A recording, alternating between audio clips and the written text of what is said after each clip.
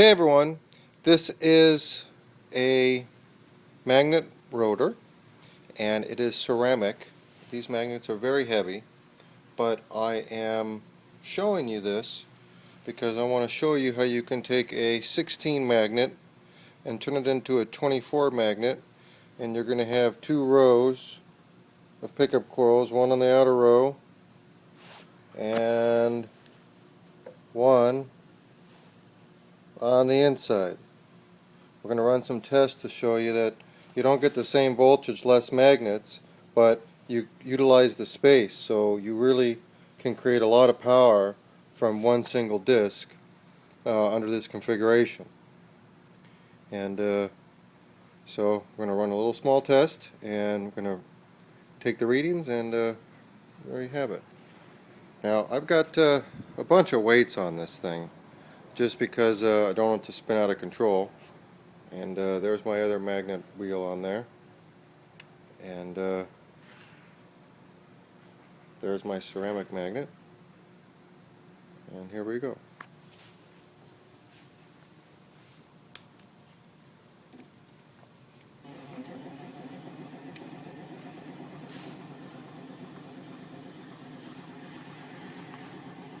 And we're going to use 4 pulse motors here just to get it going up to speed.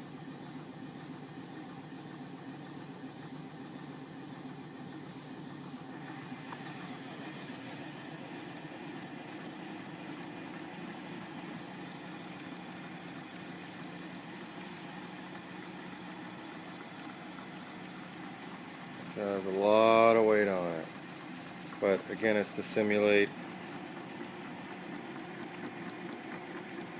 as many rotors as I can put on it. And here's the first rotor test. Okay, and we're up over 3.5 volts, so we're just going to go back to 3 motors now and take some tests.